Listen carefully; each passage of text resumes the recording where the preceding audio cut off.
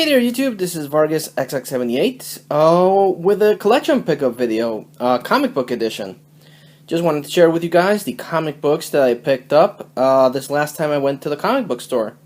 So this is about 5 weeks worth of comic books, so let's get started. First off, Action Comics. I am picking up Action Comics because of Doomsday. Doomsday is my second favorite DC villain.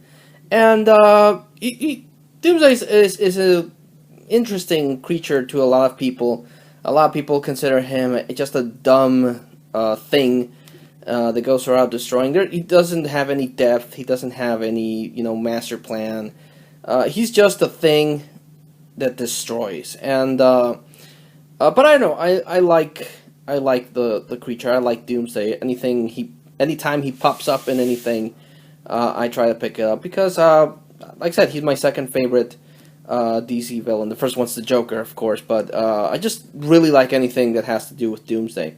So, pre-Flashpoint Superman is taking up the mantle of New 52 Superman that died, and he's at odds with Lex Luthor because he wants to be the new Superman, and pre-Flashpoint Superman knows that Lex Luthor is evil. But this is kind of weird because Lex Luthor, he's evil, of course, but he's in the Justice League.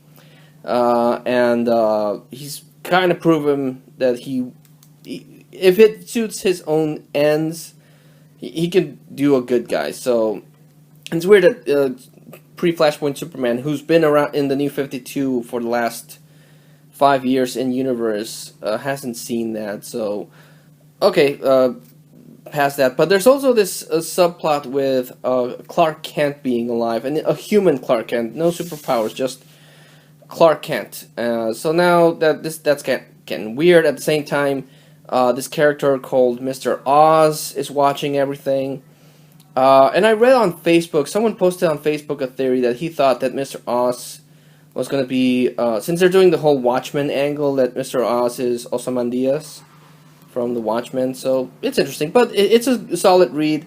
I like Jurgen's writing. It's one of the reasons I loved Lewis and Clark. So I'll keep with this throughout the Doomsday storyline. Just as soon as Doomsday gets defeated, I'll drop Action Comics because I need to cut down on comic books, like really bad. Because while the DC books have gone down to $2.99 compared to Marvel's $3.99 price point, the DC books are shipping twice a month. So while I am saving a little bit, I'm also spending a little bit more. So I need to cut down really bad on my comic books. But I'm liking what DC is doing with the Rebirth thing, and it's good to see the Superman I grew up with in comic books. So digging this. So this is issue 958. And this is 959. Superman's still trying to take down Doomsday, and Doomsday's just a beast that no one can take down. Next issue is going to have Wonder Woman in it, so that should be good. Picked up Amazing Spider-Man, issue 14. Guest starring the Invincible Iron Man. With this character, Regent, that was introduced in the Secret Wars tie-in, Renew Your Vows. So his deal is that he collects superpowered people and puts them in tanks, so he accesses their powers. So they're basically trying to bring him down. And what I love about the Amazing Spider-Man thing is the Alex Ross covers. They look super cool. This one is one of the more awesome covers I've seen in the Spider-Man books. And Spider-Man books have had some good covers, but this one's pretty. I like this one quite a bit. And it has Mary Jane donning the Iron Spider suit to help out Tony Stark and Iron Man. And they have this really weird moment where Mary Jane, Peter Parker, and Regent remember living through this. Because in the Renew Your Vows miniseries, Peter Parker, Mary Jane Parker, and their daughter, who never existed, fought Regent and won. So they do this really weird thing where they remember that somehow, which is really weird. So I don't know where they're going with that, but The covers are really cool. The story is interesting. So I thought this was interesting. Picked up Spiderman Deadpool issue 6. Now, at first I thought it was going to be a mini series. Now I don't know what they're doing with this book. Now this is I've seen online that it's planned to go up until issue 9. So I think it's a monthly now. I don't know what they did with this, but it jumps around from the story. Someone hired Deadpool to kill Peter Parker, and this is like a filler issue. I don't know. It's weird because the regular artist isn't doing it. I'm sorry, the regular writer isn't doing it. So it's weird. This is a weird comic. I like it because it's funny, but it's such a weird comic. Picked up Batman issue 1. Don't like the fact that DC is rebooting their numbering. They're doing the whole Marvel thing, but I like Batman. Batman and Superman are the only two. Well, I'm still debating whether or not to drop Wonder Woman and Justice League, but Batman is Batman. Batman's my all-time favorite superhero in the DC universe, and I'll pick up anything with Batman. And this one introduces 2 new characters that have kind of superpowers like Superman, at least flight and super strength. They want to be trained by Batman, and he doesn't know how to deal with that. Then we have issue 2, where he's trying to interact with these 2 characters. While at the same time, between the books, they've reintroduced Hugo Strange. If you're a Batman fan, you know that he's a big deal. If you're not a long-time Batman fan, if you played the Arkham games, Arkham City, you know that he's kind of a big deal there. So yeah, it's weird that they reintroduced Hugo Strange because, to my knowledge, he was dead. So, but with the whole Flashpoint and anything, he might have come back. Picked up Dark Knight 3: The Master Race, where Superman and Batman are trying to team up to take down the released Kandorians who are trying to take over the world. Because, of course, really like the artwork. The writing is good, but for me, anything with Andy Kubert is cool. For a moment, I was confusing him with Adam Kubert, but no, Andy Kubert does the writing, the artwork in this, and he's always cool. I love Andy Kubert's artwork ever since I read that Batman versus Predator book. So yeah, I picked up that. Really expensive book. Also picked up Dark Knight Returns: The Last Crusade. This is supposedly the book that reveals the night that Batman stopped being Batman, and how the Joker orchestrated the death of Jason Todd in the Dark Knight universe. So this was okay. I liked it. It's kind of a thick book, way more expensive. It's $7. It was pretty good. It's pretty good. I won't knock it, but I expected something a little bit more because the Joker.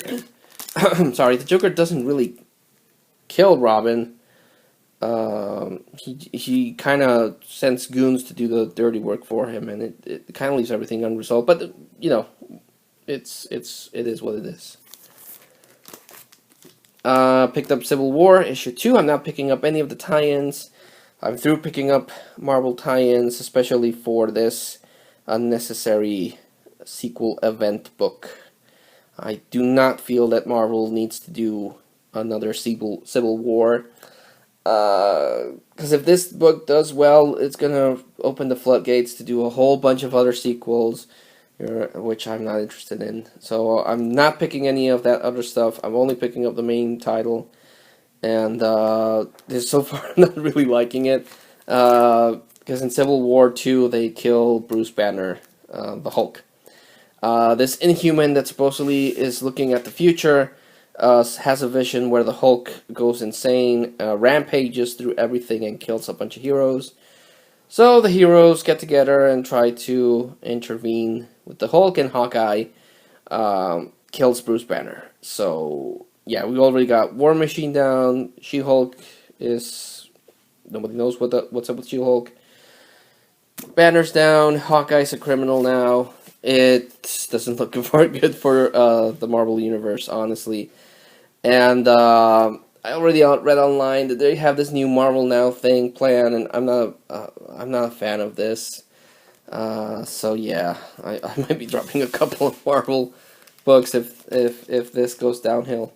Picked up Deadpool versus Gambit. The Deadpool crossover books are fun. I don't pick up the Deadpool Monthly because I really dig this miniseries.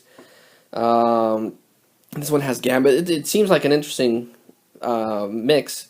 The only one of these that I've missed is Deadpool X-Force and Deadpool Hawkeye. But Gambit, I like Gambit. It's interesting to see the Cajun fight Deadpool, and I got this one. Actually got the variant version. I didn't realize until now, but this is Deadpool versus Gambit issue 2. Apparently the variant one. And these are cool. This is only 4 issues, so it's not really that bad. Picked up Justice League 51 with a nice story with the Justice League and Robin. And Justice League 52, where Lex Luthor is trying to be the new Superman. So I like this. I like the. I still, pre-Flashpoint Superman is the reason I'm excited about Superman. But this is interesting to see Lex Luthor pretend to be the hero for his own needs. And then I picked up Justice League #1. So you got pre-Flashpoint Superman, Batman, Wonder Woman, Aquaman, the 2 Earth Green Lantern, Simon Bass, and the girl that was with the Crime Syndicate, the Flash, and Cyborg. So it's weird to have 2 Green Lanterns there, but whatever. I like the fact that Superman's here. So I'll give Justice League a chance. I like I said, I need to drop a couple of titles, and I'll see what's up with Justice League. But so far, it's pretty good. Picked up Simpsons Comics 230, the only comic book that I collect that is in the triple digits, unless Bongo goes out of business or it's like, screw this, we're going to do our own ridiculous event and restart everything, which they could do, theoretically. I mean, they could do something with Futurama where they time travel and then reboot the whole thing, but that would be ridiculous. The thing I love about The Simpsons, both the TV show, which I will admit I missed the whole last season, and the comic books, is that they respect their long-running history. So as long as they keep producing Simpsons, I'll keep buying them because I love The Simpsons, and yeah, I can't see myself dropping Simpsons comics. Picked up Vader #22. Everything's coming to a head between Vader, the apprentices that Dr. Silo created, the rogue archaeologist, the 2 destructo droids, the Emperor. Everything's coming together, and it's a damn shame that this is going to end soon. This will only go up to issue 25, and then I don't know what's going to happen. I don't know if they're going to release a new #1 with a different creative team. I don't know if they're going to focus on a different character. But this was a great series. It's one of my favorite series right now. Just love what Gillen did with Vader, and the little hints of previous Star Wars history, and the artwork by Salvador Larroca is just amazing. I love this book, and I hate the fact that it's going to end. Yeah, 3 more issues to go. Star Wars 20. This is another flashback little tale where Jabba the Hutt sends well, it's not Chewbacca, it's the Wookiee bounty hunter to take down. He doesn't take down. He takes down Uncle Owen, and Obi-Wan kind of interferes. So they kind of explain why he has the scar and everything. But yeah, this was a nice filler issue. I like these filler issues focusing on Obi-Wan. Picked up Superman issue 1. I love this book. The artwork is great. It has one of the more creepiest moments I've seen in the Superman book. Superman, the pre-Flashpoint Superman, is married to Lois Lane, and they had a child together, and the child, Jonathan, is developing Superman powers. And he's playing with his cat. He's walking on the field, and all of a sudden this eagle hawk thing grabs the cat, and Jonathan screams, "Let my cat go!" and releases a burst of of heat vision, incinerating the bird and the cat. So you see this boar cat skeleton, still smoldering, fall to the ground, and Jonathan's like, "Whoa!" And I'm like, "Whoa!" I can't believe they did that in the Superman book. That was like so unexpected to me, and it really threw me off on how that would be traumatizing. And then you have this little girl looking on as he did that, and the little girl's kind of weird because she has kind of like I don't want to jump the gun, but she has kind of like Brainiac colors. So I don't know, but this is really good. I'm loving this this book. And this is issue 2, where Superman is on a mission, and he takes Jonathan, who is now going to use the mantle of Superboy to help Superman out. So Superman's training Jonathan on how to use his power. So I like this dynamic. I really liked also when Batman did it with Damian. So they are going to release a book called Super Sons, I think, that showcases Damian and Jonathan. But I won't pick that one up, honestly. But I like that dynamic. The only thing that bugs me is that in the Batman books, they don't make any reference to Damian, which is weird. They really should focus more on the Batman-Damian relationship. But you got Superman and Jonathan, and I think that's pretty cool because I might have mentioned this before. I've been following this version of Superman since the John Byrne reboot, so I really dig the fact that he's back, and I've seen that character grow, get accustomed to his Superman powers, be introduced to his rogues gallery, be engaged to Lois Lane, then dying, then coming back, then finally getting married with Lois Lane, and then, all the stuff that he went through with his electric powers and stuff.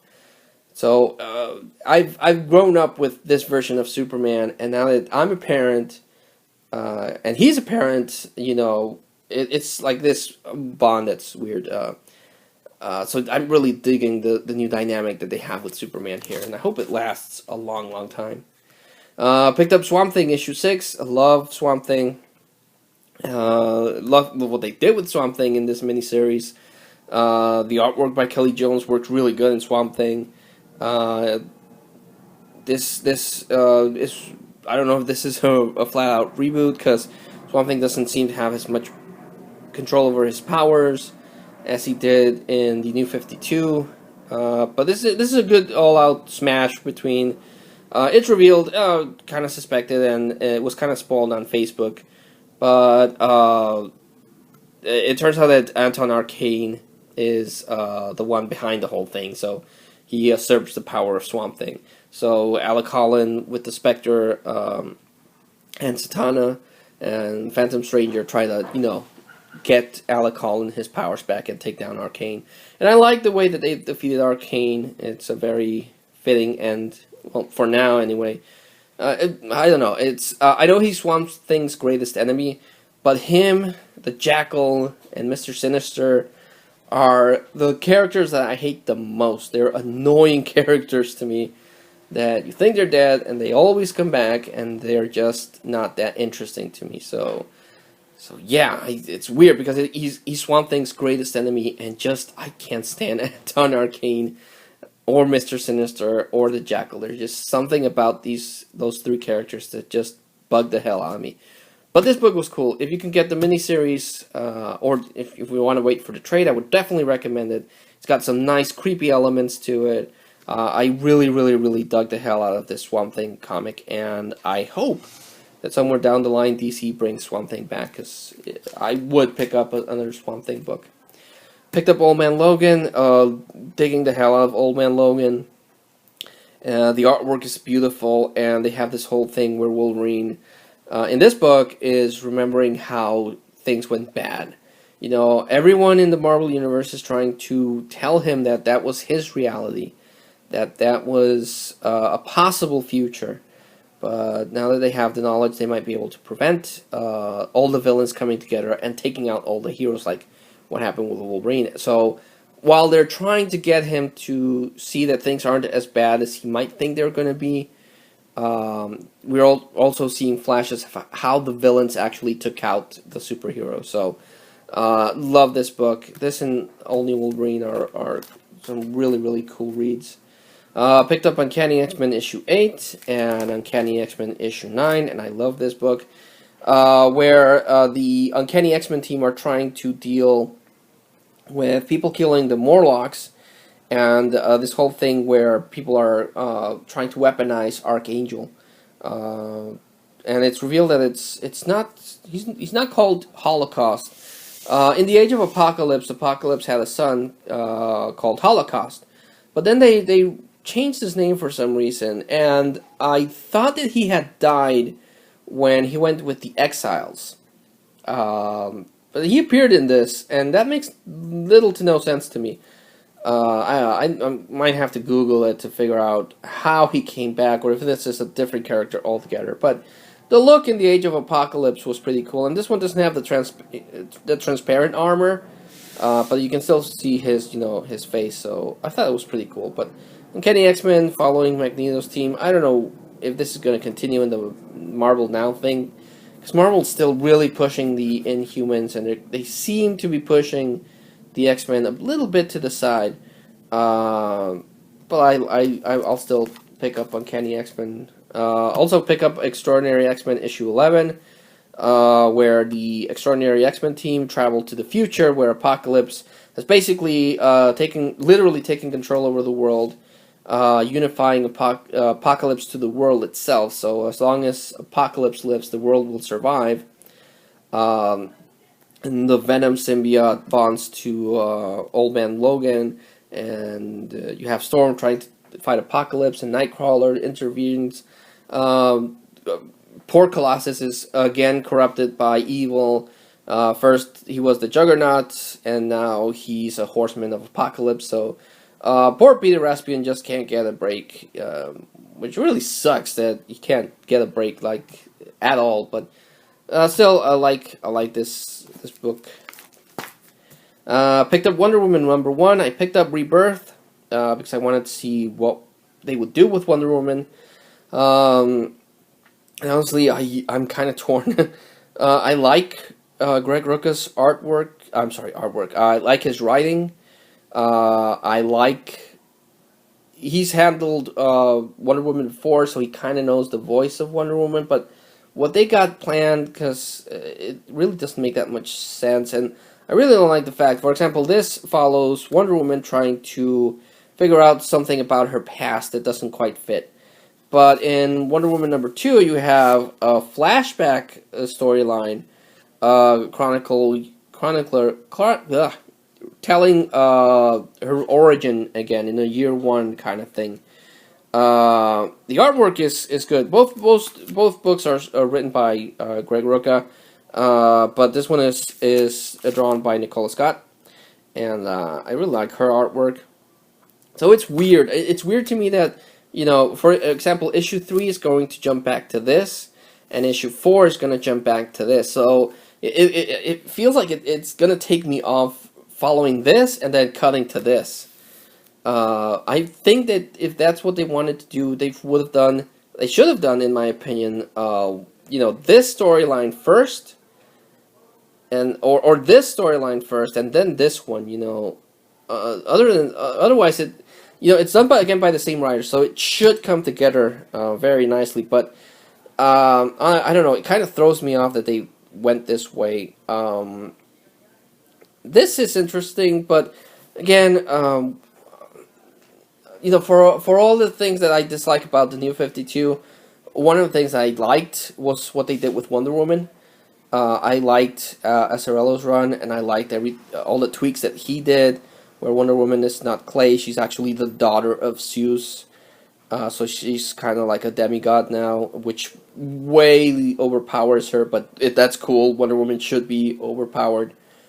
She is, and should be, one of the strongest characters in the DC universe. So I like that, and I liked all the cast of characters that they did. And this feels like they're reworking it again, and I don't really know if I like that. But I don't know. I'll give it a chance. I'll buy issue 3 because I read online that issue 3 has a cheetah. Wonder Woman seeks out the cheetah to try to get her to help Wonder Woman, and I'll see what's up with it in issue 4 with this one. Like I said, the price point is good, but I don't know if I honestly dig the way that this story is being told. So yeah, it's on my maybe cut list, but at the same time, I want to give it a shot. So we'll see. So yeah, that was the comic book pickup video. Lots of good reading. Like I said, I do want to cut down on stuff. I'm not picking up the Civil War tie-ins. This has ended. I was thinking of getting Hellblazer, the Constantine book, but my budget can't really handle another book. Superman, standout, love Superman. Love Darth Vader. I don't think they're going to collect all 25 issues in a single trade, plus the annual. So it's probably going to be like 5 trades, but I would definitely recommend this a lot. If you like Star Wars, if you like good writing, if you like great artwork, pick this one up. Love Darth Vader. So I always try to recommend the standout book. So I already did Darth Vader. Definitely read Darth Vader.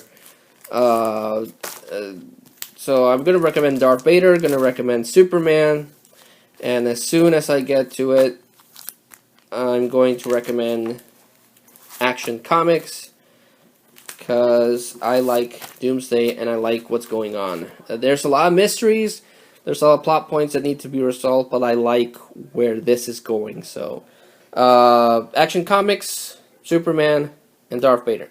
Those are my recommendations for this pickup video. If you agree, disagree, please leave a comment. Let me know what books you're picking up, what books you're reading, what other stuff is good. And until I see you all again, this is VargasXX78, thanking you and signing out.